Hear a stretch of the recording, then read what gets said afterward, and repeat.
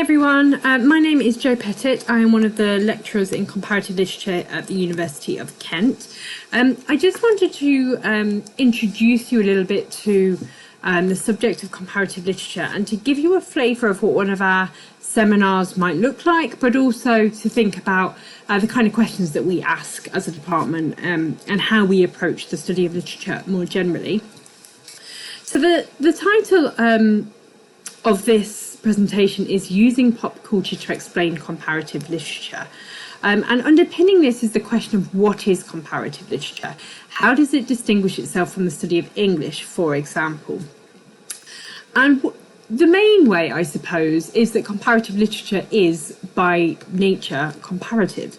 It seeks to look at literature in conversation with itself, with literature from other cultures, from other backgrounds, from Europe, from Asia, from Africa, and to really think about how these texts speak to one another, how they adapt one another to their own cultural specificities. And that's really the starting point for the discipline, I would say. So Anthony Appiah has said that comparative literature is a dialectic of subject matters and human concerns whose historical interconnectedness sets the study of text themes central to Europe's high culture alongside a broader set of multilingual cultural histories. Now that's quite wordy, but basically what it's trying to say is that literature is a dialectic, so a conversation, not just between literatures, but between subject matters, so between philosophy, history, and literature and art, of course, and human concerns, things like morality, didacticism, all of those things, all placed within this sense of historical interconnectedness. And that's really what we are seeking to trace here. Now, I'll give you a few examples that you might be familiar with. So Snow White, of course, you might be familiar with the Disney animation. That Disney animation is based on a long-standing fairy tale tradition that includes Basilea and Straparola, the Italian collectors and writers, but also the Brothers Grimm, Charles Perrault, lots of other versions of Snow White that exist. And what Disney did here was really maintain the essence of the story in the sense that the female character is very much the damsel in distress, and she has to learn to be quiet and domestic in order to be the good wife. And then later on, Snow White and the Huntsman comes out, and you might have seen this with Charlize Theron and Kristen Stewart, where actually she's quite kick-ass. And this takes back a bit of agency for the female character and reflects, I think, the fact that this film was released in a completely different time, in a completely different period of our cultural and political history. So you can really see how that one story has evolved in different directions at different points of time. Something similar happens with The Little Mermaid. So that was a story originally written by Hans Christian Andersen, really a religious fable about unrequited love, but also about self-sacrifice and what it requires to get into heaven.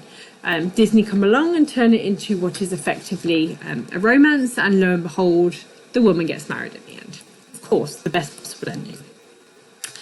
Now, Aladdin you might all be familiar with. That actually comes from a collection called The Arabian Nights, or The 1001 Nights. The story is completely different in the original version, but again, Disney come along and adapt this kind of tale to suit its own audience. Then you have questions of adaptation more generally. So Disney's The Lion King, for instance, which is a retelling of Shakespeare's Hamlet. 10 Things I Hate About You might have seen, slightly older now, but is a retelling of Shakespeare's The Taming of the Shrew. Then here, of course, you will be familiar with Romeo and Juliet, Shakespeare's tragedy. What you might be less familiar with is the fact that that story actually comes from a much older collection called Ovid's Metamorphoses, written in Latin in the 8th century. And this contains a story called Pyramus and Thisbe, which is very much the Romeo and Juliet story you'll be familiar with. But Shakespeare came along and adapted that story into both the tragedy of Romeo and Juliet and the comedy of A Midsummer Night's Dream. And then, of course, these two stories have been adapted many times before. Leonardo DiCaprio version of Romeo and Juliet, West Side Story. There are numerous other retellings of that tale. Now, this raises some important questions, I think. Can an adaptation ever be original? Is it simply an appropriation? Is it somehow an homage? Is it a conversation between the two? Is the original story always the better and more important story? And coming on from this, does true originality really exist? And if it does exist, what form does it take? How can we understand it? How can we use that as a concept? You might have heard this idea that there's only ever 7 plots, and every piece of literature falls within one of these 7 plots. So if that's the case, then how can originality exist? And what form does that take? And these are really interesting and important questions, I think, that really underpin the study of comparative literature and many of the modules that you'll take over the course of your degree here.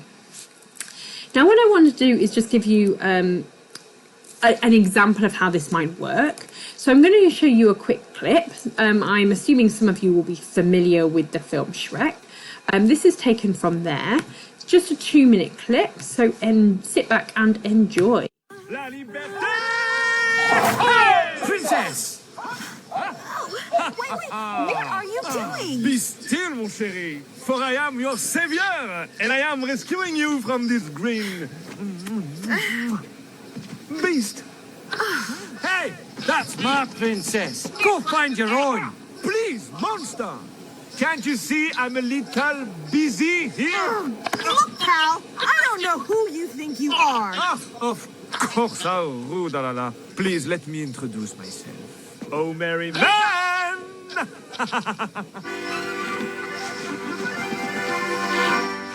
I steal from the rich and give to the needy. Takes a wee percentage. But I'm not greedy. I rescue pretty damsels, then I'm good. Break it down. I like an honest fight and a saucy little maid. What he's basically saying is he likes to get paid. Oh, and an ogre in the bush got the lady by the tush. That's bad. That's bad. When the beauty's with the beast, it makes me awfully mad. He's really mad. Now I'll take my blade and ram it through your heart. Keep your eyes on me, boys, cause I'm about to start.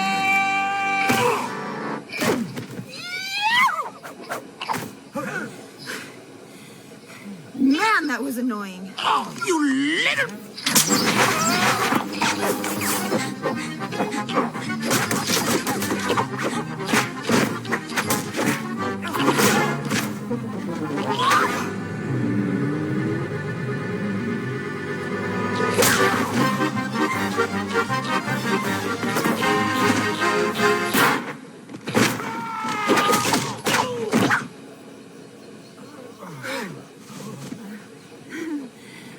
Shall we? Hold the phone. Okay.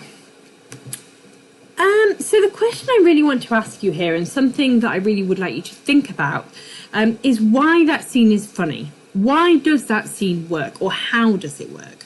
And it might be worth just pausing the recording for a few seconds to have a quick think about that, maybe have a discussion.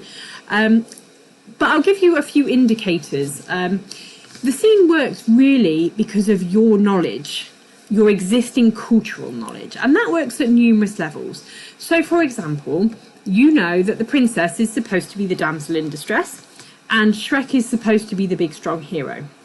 And that situation here is reversed, where the princess pulls all her matrix moves, whilst Donkey and Shrek cower in the corner. You also know that in the fairy tale tradition, that sense that the woman is passive and meek and mild really proliferates. So again, that's surprising that it's her that comes out and stands up for herself. You know that Robin Hood is from Nottingham, therefore he is not supposed to be French. You also understand the French stereotype that the filmmakers are playing with here, that kind of sleazy stereotype. And you understand the Irish dancing, the Irish jigging, and the French combination is an interesting and quirky one that doesn't really make any sense. Just before that scene, there's also a bit where she's kind of playing the Snow White's Sleeping Beauty thing, and she's singing, and then she explodes a bird's egg. So again, it's playing with this idea of the relationship between these female characters, their beautiful voice, and their connection with nature more generally. So the reason that scene works is because you bring existing knowledge of other films, other texts, other kinds of text to bear when you watch it. Okay, now that's something that we call intertextuality. And this is the theory, this is the wordy bit. Now, the term intertextuality was coined by someone called Julia Kristeva, who said that the literary word is an intersection of textual surfaces rather than a point, fixed meaning, as a dialogue among several writings. And this has been taken up by several critics, but Alfaro, for example, says that the concept of intertextuality requires, therefore, that we understand texts not as self-contained systems, but as differential and historical, as traces and tracings of otherness, since they are shaped by the repetition and transformation of other textual structures. This is really the basis of comparative literature as a discipline, that no text exists in its own chamber, right? That everything is speaking to each other, that every text contains a trace of otherness, that it's a repetition or a transformation of pre-existing texts.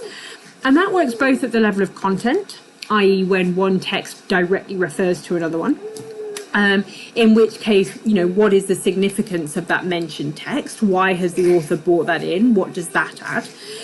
But it also works at the level of genre and form. So if I say to you, once upon a time, you will expect a happy ever after in the ending. So you again bring your knowledge of literature and of culture to bear on that text as we begin. Okay, so I think I hope that gives you a general sense of what comparative literature is, of how we approach the study of literature generally, and how we think about the connection between texts. If nothing else, I hope I've given you pause for thought, and I hope you enjoyed some of it. If you have any questions, please don't hesitate to get in touch. Otherwise, I wish you all the best. Have a nice day. Bye-bye.